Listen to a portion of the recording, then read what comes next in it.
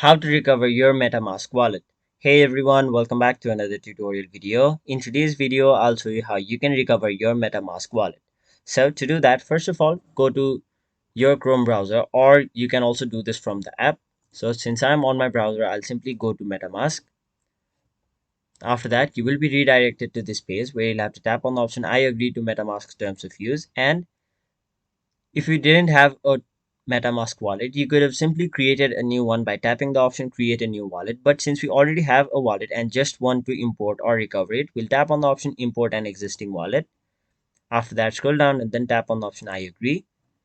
Now you'll have to choose whether you have a 12 word, 15 word, 18 word, 21 word, or a 24 word secret phrase which you get while creating your MetaMask wallet account. Now I currently have this 12 word phrase on my seats, as you can see right over here. But in case you don't have this recovery phrase, unfortunately there is no way on how you can recover your MetaMask wallet.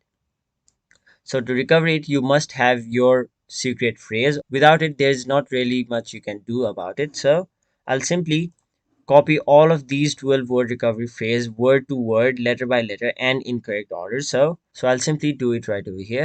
Now, once you've copied the secret phrase word to word, letter to letter, and in the correct order, tap on the option confirm secret recovery phrase, and then you'll have to create a new password for your MetaMask wallet. So let me do that real quick. Now, once you've done that, you'll have to confirm it by typing it again in the box below. After that, tap on the option I understand that MetaMask cannot recover this password for me, and then tap on the option import my wallet. Now, tap on the option got it, next, and done.